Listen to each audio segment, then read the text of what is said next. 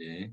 지난주까지 수요일까지 이제 사실 로마서 16장의 인물들 부분들 이제 웬만큼 말씀을 좀 전했고요. 진짜 기도하면서 오늘부터는 로마서를 좀 다루려고 합니다. 수요 예배하고 금요 철야를 로마서를 다룰 건데 사실 로마서는 이 내용은 성경에서 가장 복음을 이제 이렇게 드러내는 이 부분이기도 하면서 어떻게 보면 굉장히 깊은 내용이다 보니까 참 터치하기가 좀 힘이 드는 그런 내용입니다. 그래서 저는 어떤 마음으로 이제 좀 서게 됐냐면, 어떻게 보면 그 복음이라고 하는 그 핵심은 우리를 통해서 전 세계에 전달될 만큼 그 핵심은 우리가 무장을 하고 있는 것 같아요. 오늘도 이제 페이스북에 보니까 이제 오랜만에 올란도 목사님의 그 이제 소식이 들어왔는데 우리가 알 수 없는 저 베네수엘라 여러 곳에 가서 사역하는 부분들이 보여졌습니다. 우리가 전달된 이 복음이 지금 전 세계 도대체 몇 명에게 전달됐을까요? 예, 뭐 헤아릴 수 없을 것 같습니다. 뭐 몇십만 명, 몇백만 명, 몇천만 명인지는 잘 모르겠지만 지금도 끊임없이 폭발적으로 전달되고 있다는 것은 사실입니다. 예, 엄청난 일들을 하나님께서 우리에게 허락하시는데 그리고 또 최근에 어떻게 보면 우리나라에서도 가장 영향력 있는 분들이 이렇게 이제 연결되고 그분들과 계속 소통을 하고 오늘도 어제도 또 최 목사님께서 중요한 목사님과 만남을 하셨다고 하시는데요. 계속 어떻게든 이제 몰려오거나 또 그들을 도와야 되는 그런 입장에 놓여 있기 때문에 우리가 가지고 있는 뼈대의 핵심뿐만 아니라 복음 자체가 정말 좀 풍성해져야 되겠다는 생각을 더욱 하게 됐습니다. 그래서 로마서를 다루면서 일단 잘 다루는 것도 있지만 제가 좀 많이 읽어야 되겠다. 이 생각을 제가 좀 합니다. 그래서 지금도 로마서를 오늘 짧게 준비했지만 몇 번을 지금 보고 이제 여러분 앞에 섰는데 적어도 로마서를 마치기 전까지 최소한 100번 이상은 제가 봐야 되겠다. 이런 마음으로 여러분들도 좀 같이 동참을 했으면 좋겠습니다. 복음에 좀 무장들이 우리 가운데 있어야 되지 않겠냐. 너무나 정확한 선명한 뼈대를 가지고 있고 이 뼈대만 하더라도 전 세계에 이렇게 영향을 끼치는데 이제 그걸 넘어서 좀 풍성함이 우리 가운데 있어야 되겠다. 그러니까 김용희 선교사님도 이제 그 복음 캠프 끝나자마자 매일 한번 이제 로마서를 읽어서 100일은 읽어라 이런 얘기를 하시던데요. 그만큼 로마서 내용이 깊이 있기 때문에 그렇다고 생각을 합니다. 그래서 이제 주석의 내용도 참고해야 되고 많은 부분도 참고해야 되겠지만 먼저 제가 읽으면서 묵상하고 지금 현재 우리 때에 우리에게 주신 말씀들을 이제 여러분하고 같이 좀 나누기를 원합니다. 그러면서 수요 예배 또 금요 차례는 계속 요 방향으로 지금까지 인물을 훑어봤듯이 앞으로 로마서를 계속 보면서 저도 풍성함을 누리고 또 여러분들도 좀 풍성해지는 그런 은혜가 정말 있게 되기를 바랍니다. 그래서 실제로 많은 영혼들을 구체적으로 도울 수 있었으면 좋겠습니다. 로마서는 여러분 잘 알듯이 바울이라고 하는 사람이 있습니다. 여러분 바울은 어떻게 보면 최고의 엘리트지만 또 한편으로는 이 사람은 기독교 초창기 기독교를 가장 박해하는 사람이고 어떻게 보면 살인자였던 분이잖아요. 예수 믿는 사람들을 그렇게 많이 핍박하고 실제로 이제 죽였던 것에 찬성하든지 본인이 직접 죽이진 않았다 할지라도 수많은 사람들의 죽음에 몰아넣었던 그런 장본인입니다. 그러니까 너무 살기가 등등해서 수많은 사람들을 예수 믿는다고 하는 이유 때문에 그렇게 핍박을 하고 죽게 만든 장본인이죠. 살인자라고 해도 과언이 아닌 인물입니다. 이 인물이 예수님을 정확하게 만나서 완전히 바뀌게 되는 겁니다. 살인자가 바뀌어서 살인자가 지금 우리한테 메시지를 전하고 있는 거죠. 이게 너무 귀한 일인 것 같습니다. 예수님이 이 땅에 오신 이유는 의인을 부르러 온 것이 아니라 죄인을 부르러 오셨다고 얘기하셨습니다. 그 죄인 한 명 한 명이 정말로 예수님을 바로 만나서 그 인생이 완전히 바뀌고 그 인생이 바뀔 뿐만 아니라 감히 이제 주님을 위해서 사는 인생이 되어진다고 하는 아주 좋은 본보기가 이 로마서를 썼던 바울이라고 하는 사람입니다. 바울이 선교 여행을 이렇게 하는 중에 3차 선교 여행쯤에 고린도에서 사역을 했을 그 무렵에 로마서를 썼다 이렇게 보고 있습니다. 그래서 예수님 나신 추후 56년경에 아마 이 고린도에서 쓴 편지가 로마서다 이렇게 봅니다. 로마 사람들, 특별히 로마에서 신앙을 가지고 있는 분들에게 깊이 쓴 것이죠. 사실 이 바울이 굉장히 엘리트 가문이잖아요. 가문도 엘리트고 본인도 공부를 많이 했고 이른 나이에 이제 우리말로 얘기하면 최고의 학자이며 이제 이렇게 권력의 어떤 중심 인물이 되지 않습니까? 아주 이렇게 이른 나이에 우리말로 얘기하면 최고의 학자가 되며 또 뭐 이렇게 나라의 어떤 장관이 될 정도의 아주 똑똑한 사람입니다. 뭐 이렇게 주변에 비교해봐도 아쉬울 게 없습니다. 어느 정도 똑똑했냐면 우리가 바울이 쓴 여러 가지 글들이 있지 않습니까? 그 글을 이해하는 데만 하더라도 정말 많은 시간을 투자해야 될 만큼 이게 글을 읽으면 이해도 못할 정도의 수준이 높은 사람이에요. 그러니까 이분이 사실 예수님 만나기 전에는 대단했던 사람인데요. 예수님을 진실로 만나고 나서는 그 인생이 완전히 바뀝니다. 1장 1절을 한번 보겠습니다. 로마서 1장 1절부터 오늘 7절을 좀 볼 것입니다. 로마서 1장 1절부터 보시면요. 예수 그리스도의 종 바울은 사도로 부르심을 받아 하나님의 복음을 위하여 특정함을 입었으니 이분이 뭐라고 처음 쓰냐면 나는 종이다 이렇게 쓰는 거예요. 그 대단했던 사람이 그리스도를 만나고 나서는 완전히 꺾입니다. 나는 종일 뿐이다. 그러면 종이라고 하는 이 단어가 둘로스라고 하는 단어인데 이 단어의 원래 의미는 어떤 거냐면 그냥 도구에 지나지 않습니다. 집안에 쓰는 도구. 그래서 보통 역사학자들이 얘기할 때에 그 집안에서 쓰는 도구는 세 종류가 있는데 하나는 그냥 말 그대로 이제 말할 줄 모르는 것, 뭐 낫이나 홈이나 뭐 이런 것들을 도구라고 하고요. 또 하나는 어, 반벙어리, 예를 들면 개나 이런 짐승들, 가정에서 기르는 이런 것들을 이제 그냥 가정에서 쓰는 도구라고 하고 세 번째 가정에서 쓰는 도구가 뭐냐 말을 하는데 도구일 뿐이에요. 그걸 아주 노예라고 합니다. 여기서 종이라고 하는 것은 바로 노예라고 하는 뜻이죠. 이게 무슨 말이냐? 주인에게 절대 복종하는 자 이런 뜻입니다. 그러니까 내가 예수 그리스도의 종이라고 하는 것은 나는 그리스도 예수께 완전히 복종된 자다라고 얘기를 하는 거예요.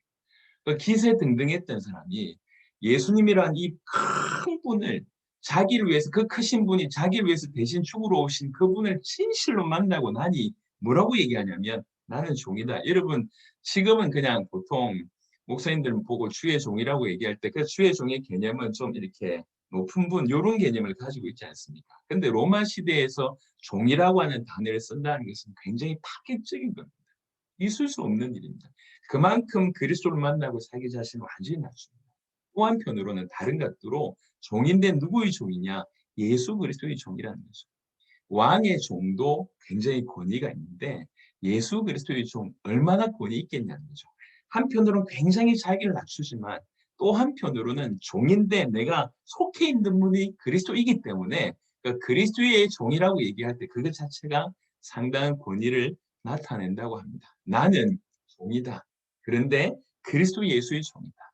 그런데 하나님께서 나를 사도로 부르셨다. 이렇게 얘기합니다. 지금 로마서에 로마 교인들한테 편지를 쓰는데요. 편지를 쓰기 전에 자기가 사도임을 분명하게 밝히지 않으면 이 내용 자체가 전부 다 무시가 됩니다. 이미 사도 바울에 대한 비난이 많습니다. 사도라고 하는 것은요. 원래 의미는 부르심, 보내심을 받았다라고 하는 뜻입니다. 그러니까 예수님이 직접 보낸 자, 이게 사도예요.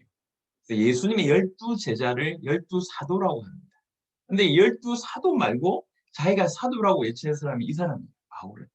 왜 그러냐? 실제 바울은 예수님이 직접 나타나셔서 자기를 보내셨기 때문에 다른 사람들은 몰라도 자기는 실제로 그런 일이 일어나지 않습니까? 그래서 자꾸 자기를 변호합니다.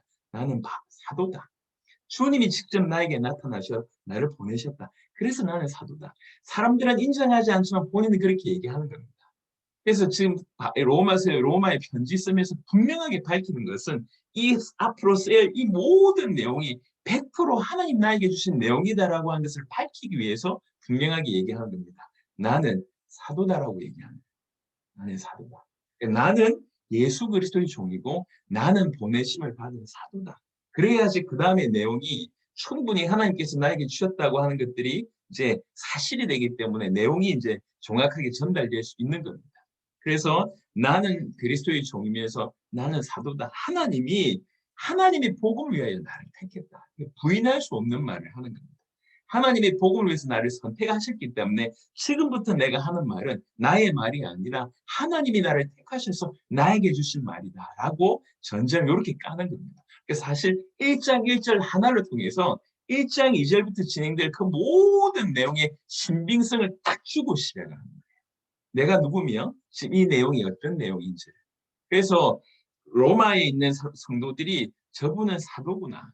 저분은 하나님께서 선택하신 분이구나. 하나님의 복음을 위해서 선택하신 분이구나라고 인정돼야지 그분의 말을 그대로 흡수하기 때문에 그래서 전해질 복음이 한치에도 이렇게 땅에 떨어지지 않게 하기 위해서 분명하게 이렇게 딱 선언하고 말씀을 이제 전합니다. 왜 선택하셨냐? 하나님의 복음을 위하여. 그래서 여기서 하나님의 복음이라고 얘기할 때 복음의 시작이 어디냐? 복음이 어디에서부터 나오냐라고 하는 것을 근거를 얘기하고 있습니다. 복음은 하나님에게서 주어지신 것입니다. 하나님으로부터 나온 것이 복음이라고 할 수가 있습니다.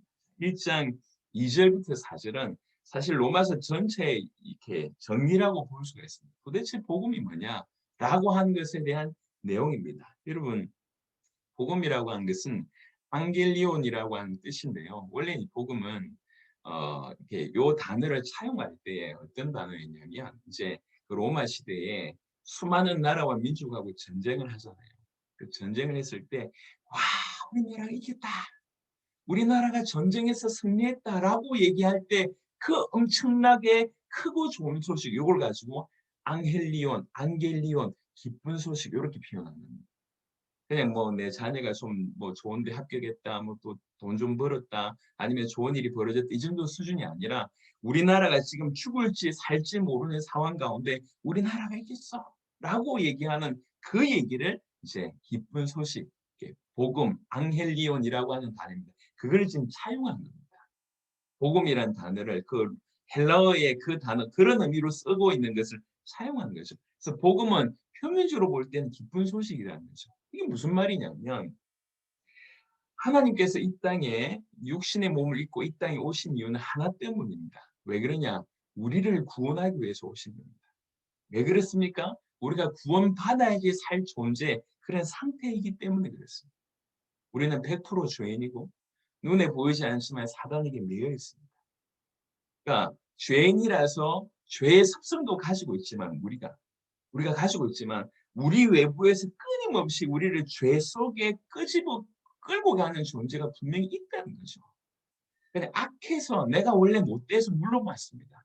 하지만 주변에 보니까 자기 의도가 아닌데 뭔가 계속 끌려가는 거예요. 좋은 사람 옆에는 좋은 친구가 있고요. 좋은 친구 옆에는 또 좋은 사람이 생깁니다.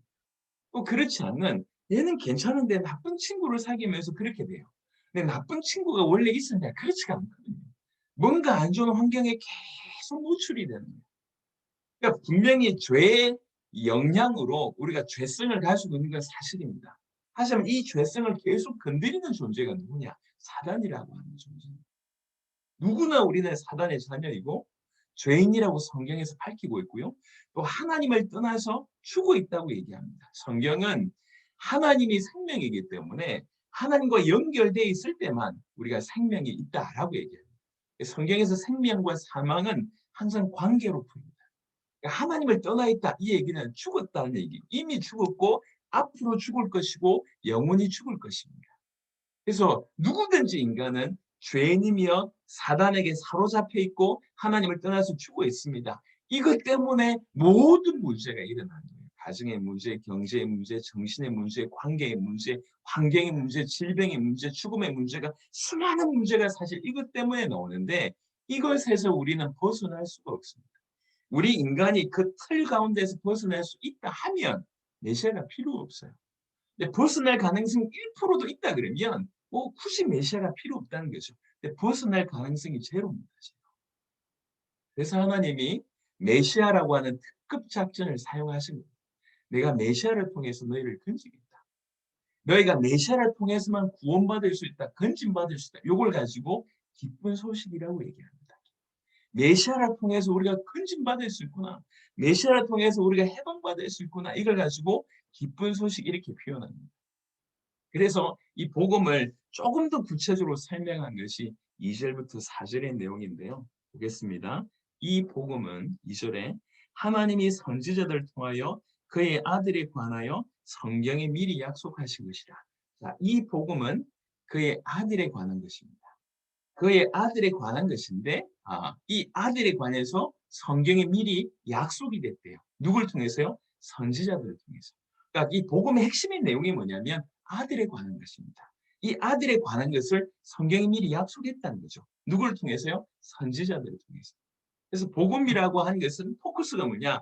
그의 아들, 즉 하나님의 아들에 관한 것이 복음입니다. 근데 이 아들에 관한 것이 성경에 미리 약속되어 있대요. 누굴 보내서 그 약속을 허락하셨냐? 선지자들을 통해서 약속하셨다는 거죠. 그래서 여러분, 선지자들은 이 땅에 와서 이 복음을 전파했다라고 보다는 복음에 대한 약속을 했다. 이게 올바릅니다. 칼빈도 이렇게 해석을 했는데요. 왜 그러냐면 복음이라고 한 것이 구약 성경에서는 계속 점진적인 계시지 않습니까? 점진적. 그러니까 선지자들이 와서 예수님이 그리스도다라고 얘기하지 않았습니다. 그 그리스도에 대한 약속들을 계속 하신 것이죠. 예를 들면 창세기 3장 15절은 메시아는 여인의 후손으로 오실 것이다. 약속하셨다. 창세기 12장에는 아브라함의 자손으로 오실 것이다. 약속을 하신 겁니다. 선지자들이 다 나와서 예수님이 구원자야, 예수님이 그리스도다라고 계시하지 않았습니다. 메시아에 대한 약속을 계속 하신 것이죠. 창세기 49장에는 그 예언 중에 신료라고 하는 표현이 있습니다. 안식의 사람이라고 하는 뜻인데 신료로 오실 것이다. 신료가 오시기까지 이런 표현이 있습니다.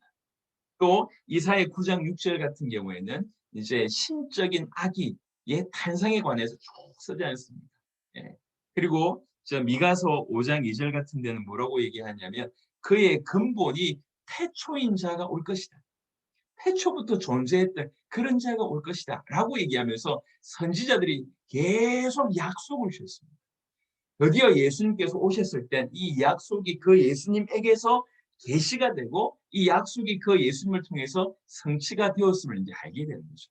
그래서 선지자들을 통해서 약속하신 것이다. 성경에 이렇게 되어 있습니다. 이 성경은 구약 성경을 뜻하는 것이죠. 그래서 복음이라고 하는 것은 핵심은 뭐냐? 그의 아들에 관한 것입니다. 그의 아들에 관한 것인데 이것에 대해서 하나님이 선지자들 먼저 보내서 약속하셨다. 이렇게 지금 풀고 있는 겁니다. 그러면서 그의 아들에 관한 이것이 복음의 핵심이기 때문에 3절, 4절에 이렇게 그의 아들에 관하여 말하면 이렇게 되어 있습니다. 즉 복음이 그의 아들에 관한 것이기 때문에 이 내용을 더 설명하면 유익입니다. 또 다른 말로 그의 아들에 관해서 미리 약속했다는 얘기지 않습니까? 그의 아들에 관해서 미리 약속한 내용이 뭐냐? 그게 이제 3절부터 4절에 나옵니다.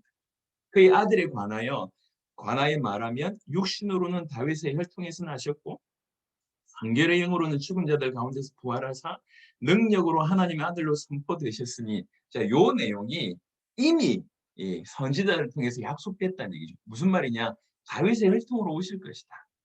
그리고 그가 우리 위해서 대신 죽으실 것이다. 그리고 그가 부활하실 것이다. 라고 하는 이 귀중한 내용이 선지자들 통해서 미리 약속되어 있다는 얘기예요. 이해되십니까? 지금 무슨 말인지? 복음은 그의 아들에 관한 것이다. 그의 아들에 관해서 선지자들이 미리 성경에 약속했다. 그의 아들에 관해서 약속했다는 내용이 도대체 뭡니까? 라고 얘기할 때 다시 푸는 겁니다. 그의 아들에 관하여 말하면 다윗의 혈통으로 오실 것이고 우리 위해서 대신 죽으실 것이고 그리고 하나님의 아들이라고 하는 증거로 부활하실 것이다. 다윗의 혈통으로 오시고 우리 위해서 죽으시고 우리 위해서 부활하실 것이다 라고 하는 것들이 이미 성경에 약속되어졌는데 이 약속을 그리스도 예수께서 이루셨다라고 하는 것으로 되어 있는 것이 지금 로마서 1장 2절부터 4절의 복음에 대한 해석입니다. 크게 얘기하면 이렇다는 것이죠. 그래서 복음은 그의 아들에 관한 것입니다. 3절에 사실 로마서의 내용은 조금 어렵습니다. 그래서 어렵기 때문에 굉장히 깊습니다. 그래서 이해가 안 되시더라고요. 말씀을 듣고 나서 편하게 한번 기도해 보시고 묵상해 보십시오. 간단한 얘기가 아닙니다. 조금 어려울 수 있지만 굉장히 깊습니다. 그냥 구호가 아니라는 거예요. 공식이 아닙니다. 이 복음은 아들에 관한 것입니다. 하나님의 아들에 관한 것입니다. 이 하나님의 아들에 관해서 선지자들을 통해서 미리 성경에 약속했던 것입니다. 뭘 약속했냐? 아들에 관해서 약속했다는 거죠. 아들에 관한 내용이 뭔데요? 라고 얘기할 때 그는 다윗의 혈통으로 오실 것이고 우리 위해서 죽으실 것이고 그리고 부활하실 것이다. 이것이 이미 선지자를 통해서 약속이 되어졌는데 그리스도 예수로 말미암아 이 약속이 그대로 그 안에서 계시가 되셨다.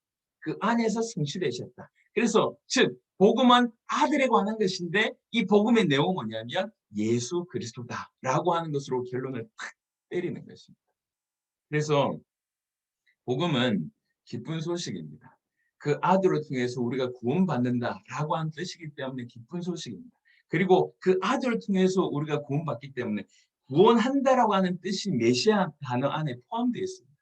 그러니까 예수님이 메시아다라고 하는 뜻이 예수님이 그 아들 그 예수님이 우리를 구원하실 분이다라고 하는 것이기 때문에 예수님이 그리스도다라고 얘기할 때 이것이 복음 전체를 녹아낸다고 볼 수가 있는 것입니다. 자, 3절을 조금 자세하게 보면 그의 아들에 관하여 말하면 육신으로는 다윗의 혈통에서 나셨고 여러분 어떤 것보다 다윗의 씨로 오실 것이다라고 하는 것을 가장 강력하게 구약에는 예언하셨습니다. 성경 구절 몇 구절을 한번 보시도록 하겠습니다. 예언서에 있는 이사야부터 한번 볼게요. 이사야 11장 이미 다윗 시대에 네 씨로 올 것이다 라고 하는 예언은 이미 사무엘에 있지만 예언서에도 자주 언급했습니다. 이사야 11장 1절에 이새의 줄기, 이새는 다윗의 아버지입니다.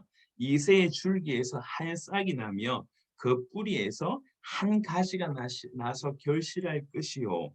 그의 위에 여호와의 영, 곧 지혜와 총명의 영이요. 모략과 재능의 영이요. 지식과 여호와를 경외하는 영이 강림하시리니 이새의 줄기에서 한 싹이 난다. 이 싹이 그리스도를 뜻합니다. 이 그리스도 위에 주의 성령이 임하실 것이다 라고 하는 내용이죠. 자, 예레미야 한번 보겠습니다.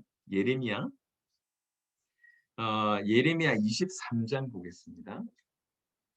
예레미야 23장 5절입니다. 예레미야 23장 5절 여호와의 말씀이니라 보라 때가 이르리니 내가 다윗에게 한 의로운 가지를 일으킬 것이라 그가 왕이 되어 지혜롭게 다스리며 세상에서 정의와 공의를 행할 것이며 한참 다윗 시대부터 한참 지난 이후에 예레미야 선지자를 통해서 얘기합니다. 내가 다윗을 통해서 그 다윗에게서 한 의로운 가지를 일으킬 것이다. 그리스도를 얘기합니다. 그 다음 구절에 에스겔 말씀을 보겠습니다. 에스겔 34장 23절입니다. 에스겔 34장 23절 내가 한 목자를 그들 위에 세워 먹이게 하리니 그는 내 종 다윗이라. 그가 그들을 먹이고 그들의 목자가 될지라. 다윗이 다시 올 것처럼 보입니다. 다윗의 씨를 통해서 메시아가 올 것에 대한 얘기를 하는 것이죠. 요 내용 자체가. 그래서 선지서를 통해서 예언서를 통해서 구약의 역사를 통해서 계속 다윗의 혈통으로 메시아가 올 것에 대한 얘기를 계속 과연 예수님은 메시아는 다윗의 혈통으로 오셨습니다. 이 말은 다른 말로 얘기하면 원래 하나님의 아들이신 그분이 다윗의 혈통으로 나셨다는 얘기는 인간의 몸을 입으셨다는 얘기예요. 그 부분은 무슨 말이냐면 하나님이 우리를 건져내시려면 반드시 인간이 되셔야 합니다. 그리고 그분은 원래 신성을 가지고 계신 분이십니다. 메시아의 존재 조건 하나님이시면서 인간이셔야 됩니다. 그래서 3절은 그 인성에 대한 얘기고요. 4절은 신성에 관한 얘기라고 볼 수가 있습니다. 1장 4절입니다. 성결의 영으로는 이 성결의 영은 다른 말로 그 안에 내재하시는 성령을 뜻합니다. 그 그리스도 예수 안에서 함께 일하시며 그 안에 내재되어 있는 그 성령을 얘기합니다. 성결의 영으로는 죽은 자들 가운데서 부활하사 능력으로 하나님의 아들로 선포되셨으니 곧 우리 주 예수 그리스도시니라. 요 4절의 부분은 신성을 뜻합니다.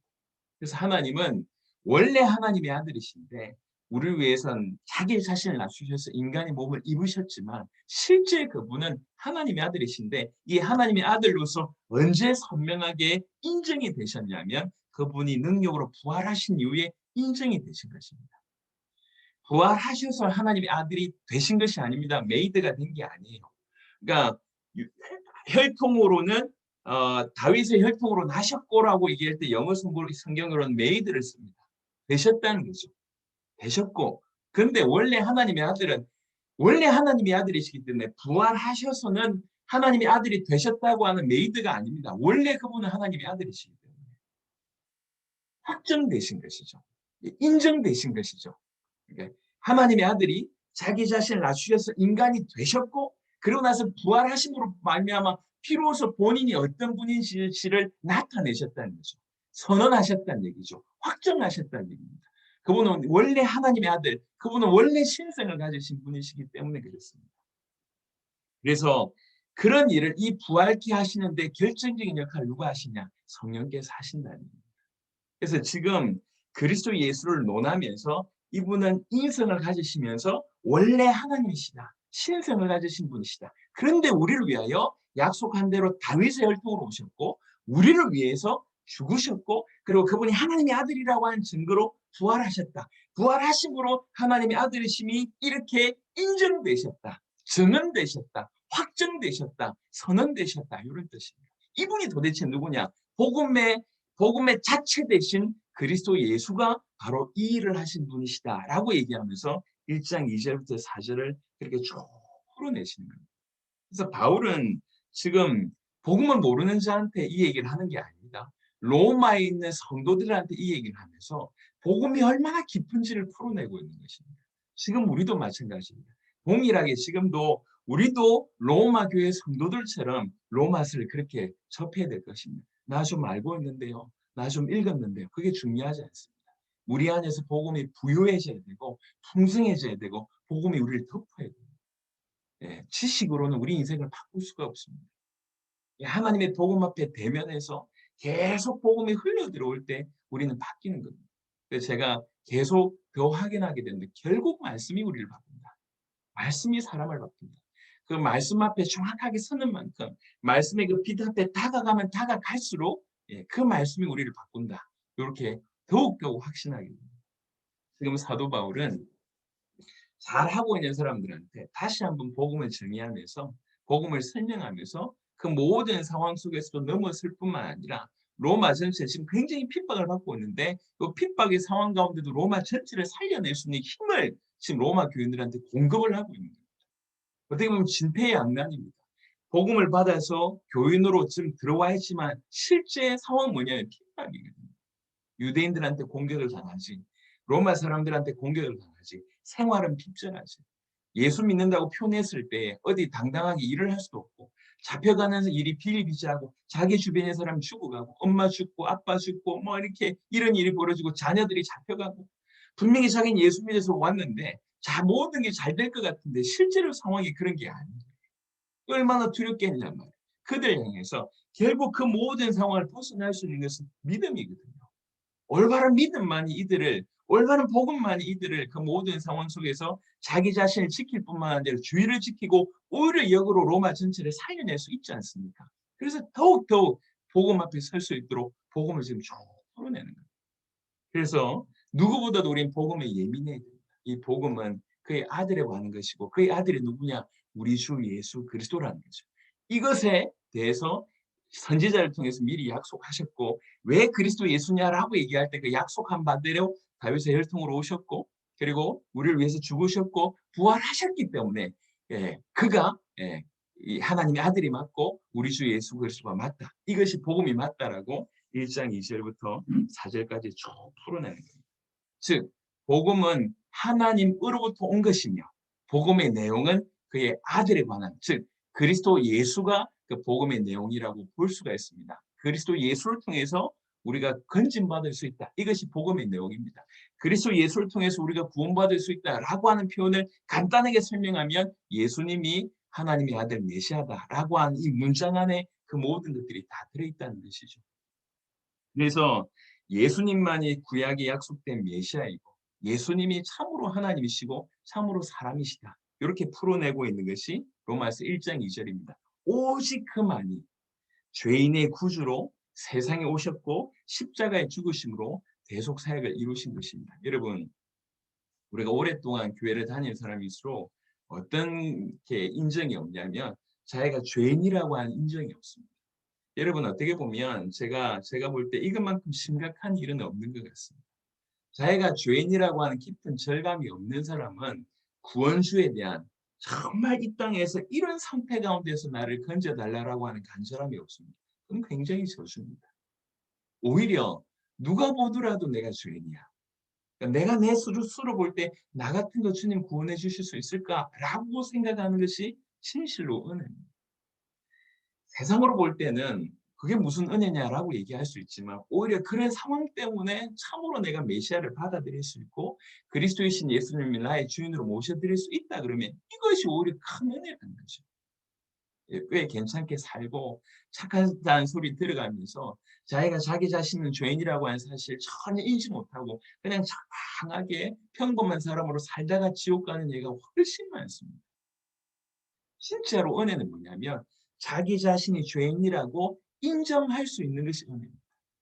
이게 은혜예요. 그래서 혹시 길을 걷는 중에 약간 길을 벗어나거나 아니면 남들이 경험하지 못한 길을 걷는다 할지라도 그거 자체는 잘한 일은 아닙니다. 하지만 오히려 그것 때문에 자기 자신이 죄인이라고 발견될 수 있고 나는 누군가 나를 건져 주셔야 됩니다라고 발견할 수 있는 것. 그래서 그분이 나를 건져 주실 수 있겠다고 믿어져서 그리스도 예수께 손을 뻗을 수 있는 것. 이거는 최고의 은혜입니다. 그래서 오히려 오랫동안 교회 다니는 사람들이 이런 일이 없어요. 모태신앙예술 이런 일이 없습니다. 이건 저주입니다. 우리 그 TMTC 간사께서 저한테 전화를 주셔가지고 1시간 정도 이렇게 얘기를 쭉 하면서 바로 그 부분을 얘기해 주시더라고요. 본인도 이제 모태신앙이고 저도 모태신앙 가운데 방황하다가 이제 복음을 받은 거 아닙니까? 제가 이제 20대 초반에 계속 했던 질문이 뭐냐면 내가 죄인입니까? 내가 영원히 지옥 갈 만큼 그런 죄인입니까?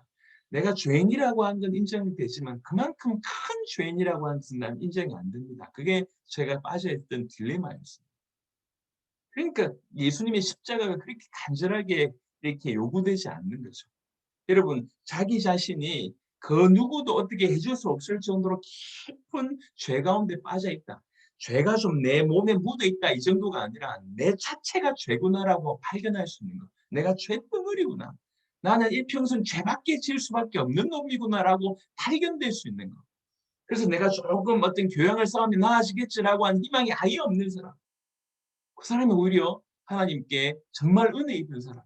그 사람은 자기에게 길이 없다는 걸 알기 때문에 구원의 길이 내 안에서 없고 바깥에서 와서 나를 건져내야 된다고 하는 것을 인정할 수 있습니다. 그 바깥이 오히려 유일하게 그리스도 예수밖에 없다는 걸 인정하게 되고 그분에게 손을 내밀 수 있는 거죠. 이게 은혜입니다. 그런 인생은 굉장히 짧은 시간에 바뀌게 됩니다. 우리 주님 이 땅에 왜 오셨냐? 죄인을 건지러 오셨습니다. 우리 주님은 잘난 사람, 착한 사람 건지려고 온 게 아니라 죄인을 건지려고 오셨습니다. 그래서 우리가 죄인이라고 인정할 때 이게 맞는 거예요, 코드가. 예수님이 오셨을 때 나 좀 괜찮은데요라고 얘기했던 유대인들이 다 예수님을 거부했어요. 율법도 잘 지키고 그다음에 하나님도 잘 믿고 라고 얘기하니까 저분이 메시아로 오셨다고 얘기하니까 막 이렇게 속된 말로 가짱 크는 저 나사렛 촌에서 나타나가지고 내가 메시아다고 얘기하니까 율법 잘 지키는 오늘날 말로 얘기하자면 교회 생활 열심히 하는 사람들 볼 때니까 기가 막히거든요. 그래서 다 예수님을 거부하고 예수님을 십자가에 못 박은 사람들이 하나님 잘 믿는다고 하는 사람들이 십자가에 못 박은 겁니다. 이런 일들이 오늘날도 일어날 수 있다. 우리가 죄인이라고 우리 스스로를 인정할 수 있는 것. 이 큰 축복입니다. 우리 주님은 죄인을 건지려고 오셨습니다. 성자이신 성부, 성자, 성령이신 삼위일체 하나님 중에 제2위이신 성자께서 일부러 우리를 건져내시기 위해서 원래 하나님이시며 하나님의 아들이신 그분이 일부러 인간의 몸을 입고 이 땅에 오신 겁니다. 왜요? 죄인을 구원하기 위해서. 죄인을. 사단 가운데 온전히 사로잡혀 있고 죄 가운데 사로잡혀 있고 하나님을 떠나서 영적으로 죽어 있는 우리를 건져내시기 위해서 이 땅에 오신 겁니다. 그분은 하나님이십니다. 그리고 그분은 인간의 몸을 입으셨습니다. 그분은 다윗의 혈통으로 오셨고 그분은 우리를 위해서 죽으시고 그분이 하나님의 아들이라고 한 증거로 부활하셨습니다. 요 내용이 복음이라고 지금 사도 바울은 쓰고 있는 겁니다. 이 복음은 아들에 관한 것이고 그 아들은 누구냐? 우리 주 예수 그리스도다. 왜 그러냐라고 얘기할 때 약속한 그대로 다윗의 혈통으로 오셨고 죽으시고 부활하셨기 때문에 이분이 우리를 구원하실 수 있는 메시아가 맞다. 우리 주 예수 그리스도다. 이것이 복음의 내용이라는 것이죠.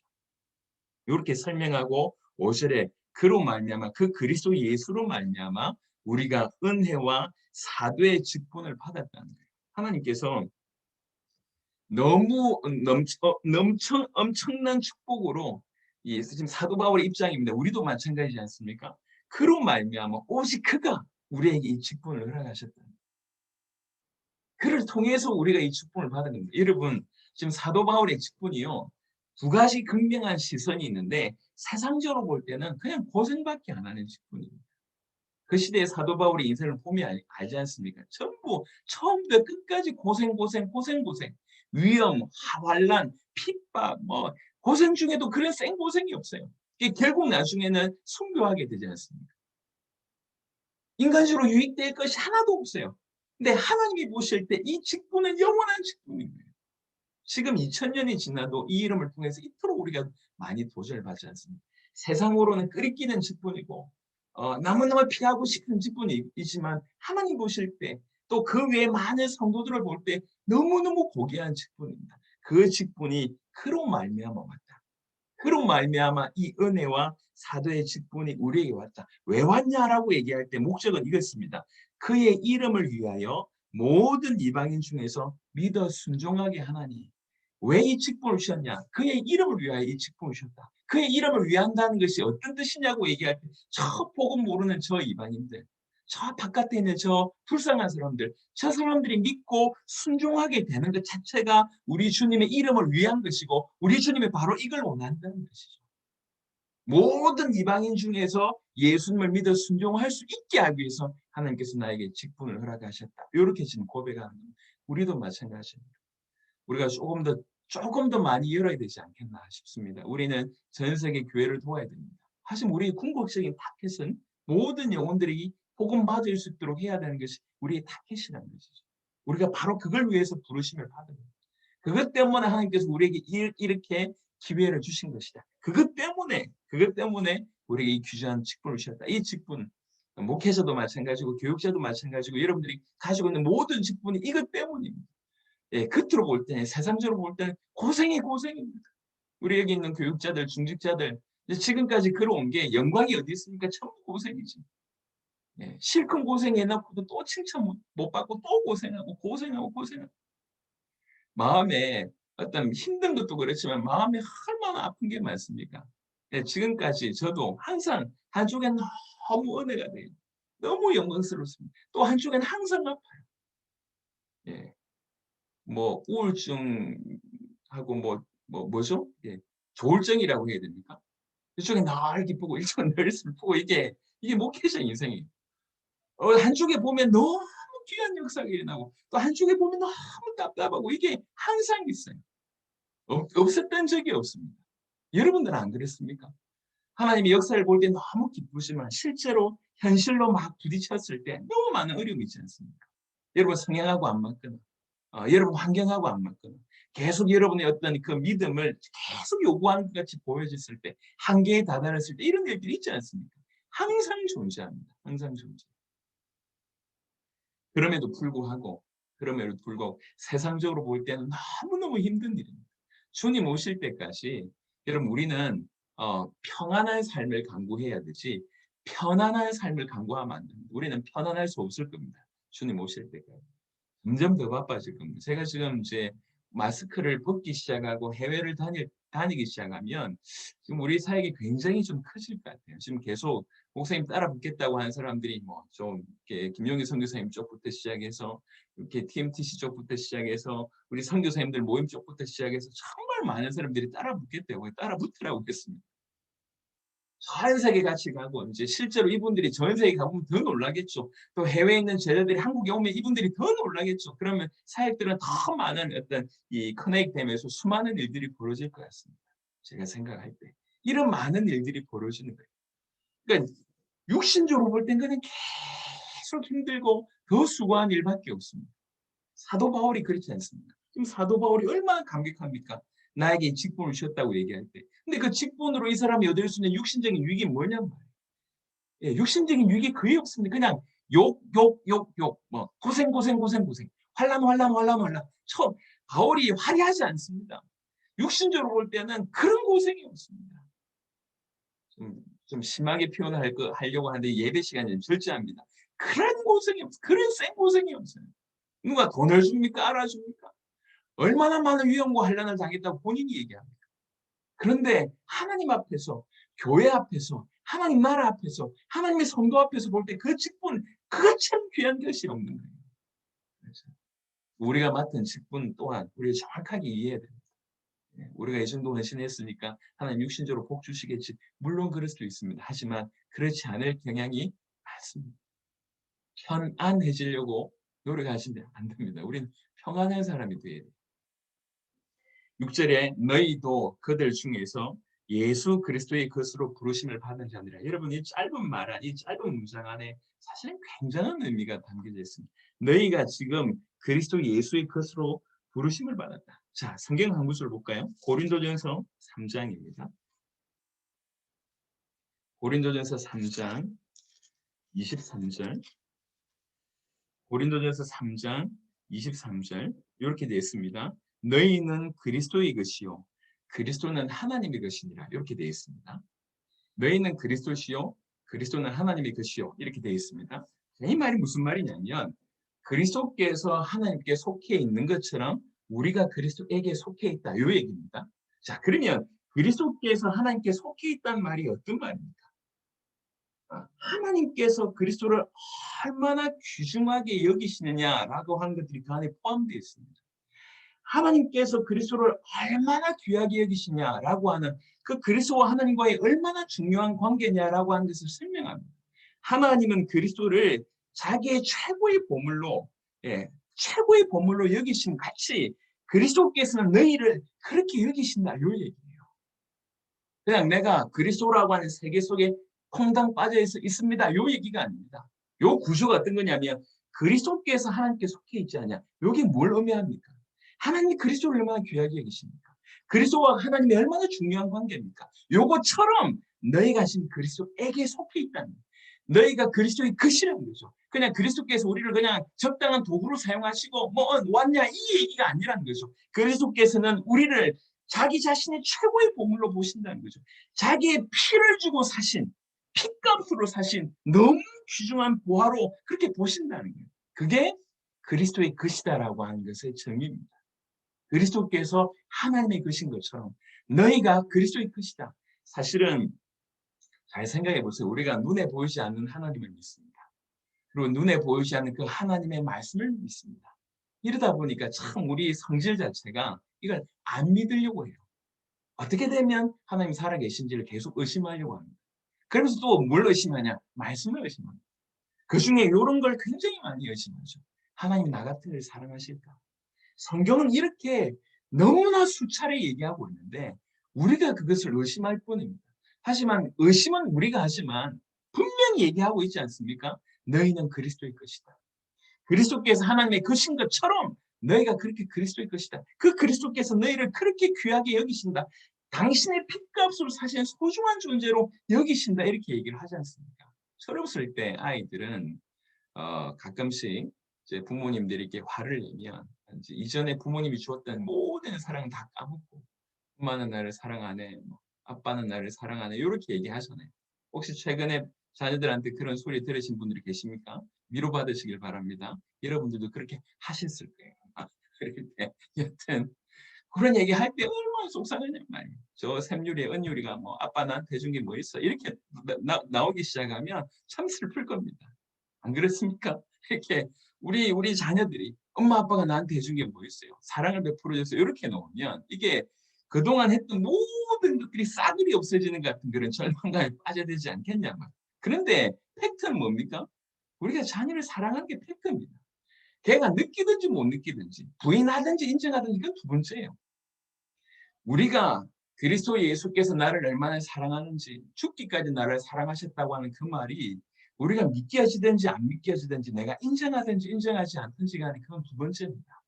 진짜는 뭐냐면 너희는 그리스도의 것이다. 그리스도께서 하나님의 것인 것처럼 너희는 그리스도의 것이라고 하는 이 팩트입니다. 이게 사실이라는 거죠. 그만큼 하나님이 그리스도를 아끼듯이 그리스도께서 너희를 아끼신다. 너희를 보와 같이 여기신다. 자기의 피값으로 생명 주고 산 것으로 그렇게 여기신다. 이렇게 얘기하는 겁니다. 어 이제 지난번에 제주도에 여행 갔을 때 우리 이제 이렇게 큰 인형 하나를 이제 막내한테 이제 이렇게 사줬어요. 근데 셋째가 가지기를 원하는데 어떤 넷째가 가지게 된 거예요. 얘가 소중하게 여기는 거예요. 소중하게. 절대로 안 푼다면서. 오늘은 돈이 궁했던지 인형을 들고 왔어요. "아빠 3만 원." 이래 가지고 3만 원 달라는 거예요. 그래서 인형 던지고 가더라고. 그러니까 돈 3만 원이 필요하니까 인형 가지고 와 가지고 3만 원에 팔겠다는 거예요 이렇게.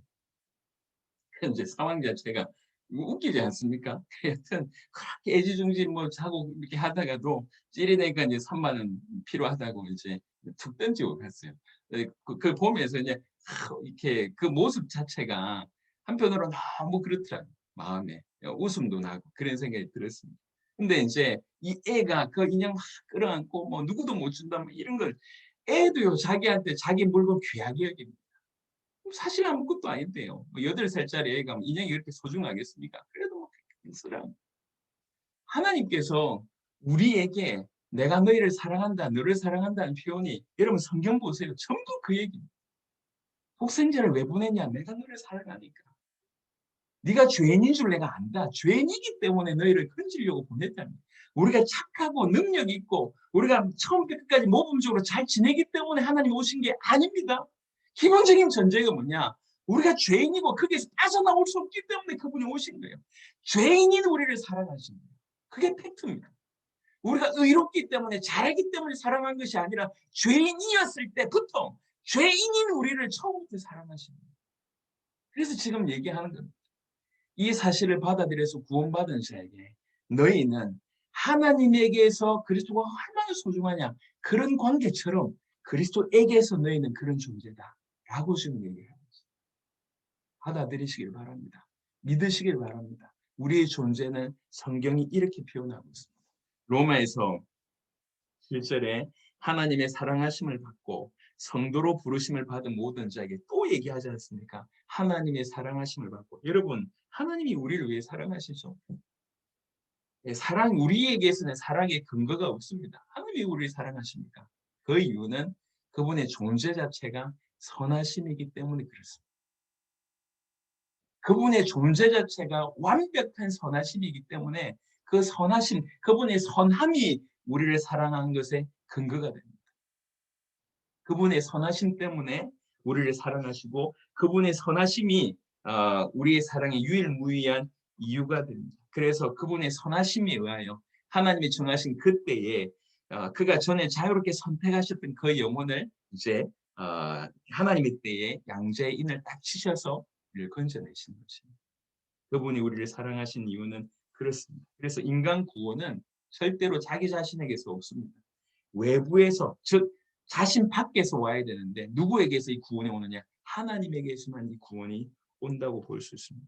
그래서 하나님이 지금 어 하나님의 사랑하심을 받고 성도로 부르심이라고 표현하지 않습니까? 부르심은 뭡니까? 부르심은 우리가 세상 가운데 있습니다. 죄 가운데 있습니다. 거기서 건져내심을 부르심이라고 해요. 거기서. 그동안 사실은 여러분 하나님께서 많은 사인을 통해서 여러분 불러오셨습니다. 우리가 그동안 그걸 다 차단했었죠. 그러다가 어느 순간에 이 외적인 부르심이 내 가슴에 부딪히는 내적인 부르심으로 탁 다가올 때가 있다는 거예요. 그때가 믿으시는 거예요. 그때가 하나님의 때입니다. 카이로스 중요한 때라는 거죠. 그때가. 지금 그때가 와서 지금 우리는 이 자리에 와 있는 것입니다. 로마에서 하나님의 사랑하심을 받고 성도로 부르심을 받은 모든 자에게 하나님 우리 아버지와 주 예수 그리스도로부터 은혜와 평강이 있기를 원합니다. 하나님께서는 지금 사도 바울이 얘기합니다. 너희에게 정말로 하나님으로부터 또 주 예수 그리스도로부터 은혜와 평강이 있기를 원한다니까 더 필요하다는 거죠. 너희에게 여전히 이것이 필요하다. 그래서 더 있기를 원한다라고 얘기합니다. 이미 받은 은혜도 크지만 그 은혜 때문에 우리가 건진받은 거 아닙니까? 그 은혜 때문에 이런 직분을 감당하고 있는 거 아닙니까? 그럼에도 불구하고 여전히 우리에게 은혜와 평강이 필요합니다. 왜 그러냐? 우리는 복음을 받았지만 아직까지는 믿음의 어떤 완전한 단단함은 아직까지 없습니다. 아직까지는 우리의 어떤 거룩하여짐 아니면 온전해짐 이런 부분들이 우리에게 아직 부족합니다. 그래서 이런 부분들 때문에 우리는 더욱 은혜와 평강이 있어야 되고, 더 나아가서 실제로 우리가 이 땅에 존재하는 한 끊임없이 사단의 공격이 있고 죄성의 영향을 받을 거기 때문에, 그래서 더욱 은혜와 평강이 우리 가운데 필요합니다. 이 은혜와 평강이 우리에게 힘이 되어서 죄성과도 싸우고 사단과도 싸우고, 또 우리 자신이 더욱더 하나님 앞에 믿음의 온전함으로, 또 견고함으로, 거룩하여짐으로 계속 성장하는 것이 필요하기 때문에 그렇습니다. 이 싸움이 없다는 것은 너무너무 지금 슬픈 일입니다. 하나님의 속성이, 또 하나의 속성이 거룩함입니다. 거룩하신 하나님을 만나게 되면 거룩하지 못했던 인생들이 점점 그분을 닮아가는 일이 벌어집니다. 그리고 내 안에서도 거룩하여지려고 하는 거룩한 부담들이 우리 안에 생겨지게 되고, 끊임없이 세상과 맞짱 뜨면서 거룩하여지는 모습들로 성장하게 됩니다. 이전과는 전혀 다른 인생을 살게 되는 것이죠. 로마서의 내용들이 좀 많기 때문에 오늘도 이제 1장 1절부터 7절까지를 설명하는데도 요즘도 좀 시간이 지난 것 같습니다.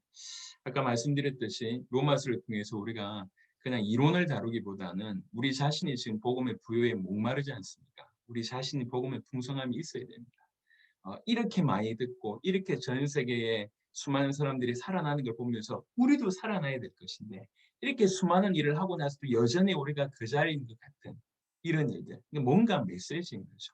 우리가 더 강해져야 되고, 더 풍성해져야 되고, 더 준비되어야 될 어떤 요구인 것 같습니다. 그래서 제가 기도하다가 로마서를 통해서, 로마서의 내용 자체가 그러하니까 조금 어렵고 힘들지만 복음의 부유한 풍성함이 꼭 필요하겠다 싶어서 일단 제가 더 갈급합니다. 그래서 지금 여러분에게 로마서 1장을 설명하기 위해서 로마서를 지금 한 5번 읽고 지금 와 있습니다. 로마서를 다 끝낼 때까지 100번 이상은 읽고 계속 묵상하고 여러분에게 전달하려고 합니다. 여러분들 또한 그런 마음으로 말씀 앞에 좀 섰으면 좋겠습니다. 말씀이, 우리 김용희 선교사님이 그런 표현을 하시지 않습니까? 자기를 못 바꾼 복음이 어떻게 타인을 바꿀 수 있겠냐, 이 얘기 하시잖아요. 너무 동감합니다. 우리 자신을 못 바꾼 복음이 어떻게 세상을 바꿀 수가 있겠냐. 그래서 우리 자신이 끊임없이 우리 자신을 복음 앞에 세우는 일들이 우리에게 일어나야 됩니다. 누구보다도 전 세계 복음이라고 얘기하면 둘째가 서러울 만큼 우리는 그렇게 자존심, 자부심을 가지고 지금 살아왔는데, 지금 어떻게 보면 이제 우리 김용희 선교사님 표현으로 얘기하자면 뭐라고 얘기했습니까? 믿음의 뭐라고 얘기했죠? 일단 뭐 그런 털속 주저앉았다 이렇게 이제 표현을 하셨잖아요. 믿음의 부도 뭐 이런 표현을 쓰셨잖아요. 예, 우리는 부도까지 가면 안 되고요. 부도까지 가면 안 돼요. 여튼 우리도 복음 앞에 계속 우리 자신을 세우면서, 이건 주님 앞에 설 때까지 살아가야 될 것이 분명한 것 같습니다. 그래서 적당한 외적인 행동으로 때울 수 있는 때는 지나간 것 같아요. 우리 자신이 복음 앞에 서서 기뻐져야 되겠습니다. 저도 다른 박질을 하겠습니다. 우리 성도들도 같이 좀 다른 박질하면서 한 명 한 명이 귀중한 역할을 했으면 좋겠습니다. 마무리하면서요. 너무 늦었는데 마무리하면서 정말 감사한 게, 그 TMTC 임현수 목사님 교회 보면 평신도들이었는데 시간이 지나면서 선교사가 되신 분들이 그렇게 많더라고요. 처음에는 그냥 평신도로 같이 있었었는데 목사님 사역을 계속 펼치고 비전도 종족하고, 그 다음에 뭐 이렇게 북한 선교하면서 뭐 따라 붙었잖아요, 선도들이. 나중에는 그렇게 많은 사람들이 평신도가 선교사가 된 거예요. 선교사가. 그래서 야, 저게 올바르지 않냐. 그래서 지금 요번에 북한 그 때문에 만났는데 연배가 61은 뭐 이런 연배들이 있더라고요. 그런 분들이 북한 사역도 하고 어디 사역도 하고 이렇게 사역을 하시죠. 계속 사역하면서 자기 인생을 드리고, 선교사가 되어서 그런 삶을 사시더라고요. 장로였는데 선교사가 되고, 집사였는데 선교사가 되고, 권사인데 선교사가 되고, 선교가 너무 귀한 것을 알고 자기 인생을 드리고, 이게 올바르지 않냐. 선교사가 돼야 된다 이 말이 아니라 끊임없이 달려가는 거예요. 이만한 명, 몇천 명 교회에 내가 장로인데 이러면서 있지 않습니까? 그게 아니고 계속 복음 앞에, 계속 복음. 우리 인생이 그랬으면 좋겠습니다. 우리 모든 복음 가득한 교회 성도들에게 복음의 부유함이 있게 되길 바랍니다. 복음이 여러분에게서 점점 풍성해져서 충분히 여러분 주위를 살려내고 앞으로 몰려올 수많은 사람들을 살려낼 수 있게, 정말로 주의 이름으로 축원하고 꼭 그렇게 되기를 간절히 원합니다. 하나님 감사합니다. 이 말씀 앞에 우리가 서야 되겠습니다. 성경 앞에 서야 되겠습니다. 말씀 그대로를 받아들이며 말씀 앞에 서서 우리 인생들이 변화되기를 원합니다. 주님, 우리 주님이 이토록 우리를 부르시기 위해서 이 땅에 오셨고 마침내 복음이 무엇인지를 정의하시고 우리가 바로 그리스도 예수의 것이라고 이 놀라운 선언을 우리에게 허락하여 주셨사오니 이 말씀을 그대로 받아들이며 그대로 믿고 그대로 살아낼 수 있도록 역사하여 주옵소서. 복음의 부요함을 우리 모든 복가교 성도들에게 허락하여 주옵소서. 감사를 드렸고 우리 주 예수 그리스도의 이름으로 기도드렸습니다. 아멘.